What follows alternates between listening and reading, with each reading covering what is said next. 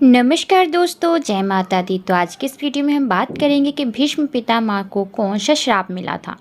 किस श्राप के कारण भीष्म पितामह को पृथ्वी पर रहकर भोगने पड़े थे दुख। चलिए वीडियो शुरू करते हैं।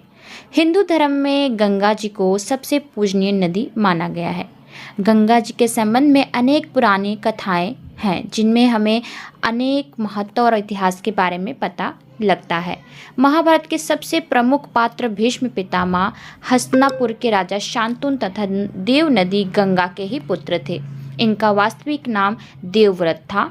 इनके अलावा गंगा ने 7 और पुत्रों को जन्म दिया था जिन्हें उन्होंने नदी में प्रवाहित कर दिया था। ब्रह्मा ने दिया था महाविष को श्राप। प्राचीन समय में इक्ष्वाकु वंश में राजा महाभीष थे। उन्होंने बड़े बड़े यज्ञ करके स्वर्ग लोक प्राप्त किया था। एक दिन बहुत से देवता और राजश्री, जिनमें महाभीष भी ब्रह्मा जी की सेवा में आए। वहाँ गंगा भी उपस्थित थी। तभी हवा के वेग से गंगा के वस्त्र शरीर पर से खिसक गए। वहाँ उपस्थित सभी लोगों ने अपनी आंखें नीचे कर ली, मगर राजा महाभीष गंगा को देखते रहे। जब परमपिता ब्रह्मा ने यह देखा तो उन्होंने महाभीष को मृत्युलोक पृथ्वी पर जन्म लेने का श्राप दिया और कहा कि गंगा के कारण ही तुम्हारा अप्रिय होगा और जब तुम उस पर क्रोध करोगे तब इस श्राप से तुम मुक्त हो जाओगे। ब्रह्मा जी के श्राप के कारण राजा महाभीष ने पूर्व वंश में राजा प्रतीप के पुत्र शांतनु के रूप में जन्म लिया। एक बार राजा शांतनु शिकार खेलते खेलते गंगा नदी के तट पर आए। यहाँ उन्होंने एक परम सुंदर स्त्री को देखा। उसे देखते ही शांतनु उस पर मोहित हो गए। शांतनु ने उनसे प्रणय निवेदन किया। उस स्त्री ने कहा कि मुझे आपकी रानी बनना स्वीकार है, लेकिन मैं तब तक ही आपके साथ रहूंगी जब तक आप मुझे किसी बात के लिए रोकेंगे नहीं, ना ही मुझसे कई प्रश्न पूछेंगे। ऐसा होने पर मैं तुरंत आपको छोड़कर चली जाऊंगी। राजा शांतनु ने उस सुंदर स्त्री की बात मान ली और उनसे विवाह कर लिया। विवाह के बाद राजा शांतनु उस सुंदर स्त्री के साथ सुखपूर्वक रहने लगे। समय बीतने पर शांतनु के यहाँ 7 पुत्रों ने जन्म लिया, लेकिन सभी पुत्रों को उस स्त्री ने गंगा नदी में डाल दिया। शांतनु यह देखकर भी कुछ नहीं कर पाए, क्योंकि उन्हें डर था कि यदि मैंने इससे इसका कारण पूछा तो यह मुझे छोड़कर चली जाएगी। 8वां पुत्र होने पर जब वह उसे भी गंगा में डालने लगी तो शांतनु ने उसे रोका और पूछा कि वह ऐसा क्यों कर रही हैं। तब उन्होंने बताया कि मैं देव नदी गंगा हूँ तथा जिन पुत्रों को मैंने नदी में डाला था वो सभी वसु थे, जिन्हें वशिष्ठ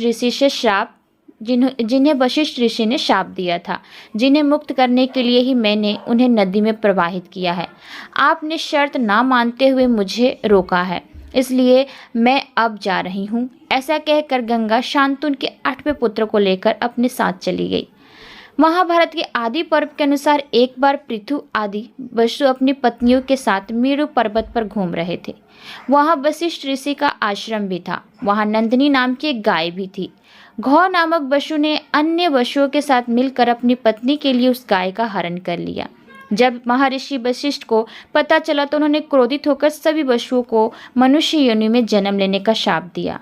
वसुओं द्वारा क्षमा मांगने पर ऋषि ने कहा कि तुम सभी वसुओं को शीघ्र ही मनुष्य योनि से मुक्ति मिल जाएगी, लेकिन इस घौ नामक वसु को अपने कर्म भोगने के लिए बहुत दिनों तक पृथ्वी लोक पर रहना पड़ेगा।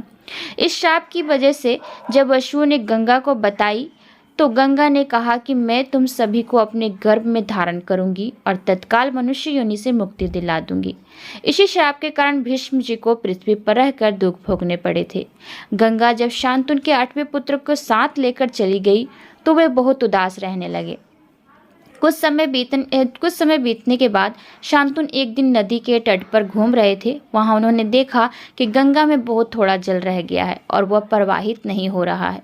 इस रहस्य का पता लगाने के लिए जब शांतनु आगे गए तो उन्होंने देखा कि सुंदर व दिव्य युवक अस्त्रों का अभ्यास कर रहा है और उसने अपने बाणों के प्रभाव से गंगा की धारा को रोक दिया है। यह दृश्य देखकर शांतनु को बड़ा आश्चर्य हुआ। तभी वहां शांतनु की पत्नी गंगा प्रकट हुई और उन्होंने बताया कि यह युवक आपका 8वां पुत्र है। इसका नाम देवव्रत है। इसने वशिष्ठ ऋषि के वेदों का अध्ययन किया है तथा परशुराम जी से इसने समस्त प्रकार के अस्त्र शस्त्र को चलाने की कला सीखी है। यह श्रेष्ठ धनुधर है तथा इसका तेज इंद्र के समान तेज है। देवव्रत ही आगे जाकर भीष्म पितामह कहलाए। भीष्म की प्रीत भक्ति देखकर महाराज शांतनु ने उन्हें इच्छा मृत्यु का वरदान दिया था, अर्थात भीष्म की मृत्यु उनकी अपनी इच्छा पर निर्भर थी। महाभारत के युद्ध के बाद माघ मास के शुक्ल पक्ष की अष्टमी को उन्होंने अपने प्राण त्याग दिए थे। तो उम्मीद करती हूँ कि आज की वीडियो आप सबको अच्छी लगी होगी। चलिए मिलते हैं आपसे अगली वीडियो में, तब तक के लिए आज्ञा दीजिए। धन्यवाद।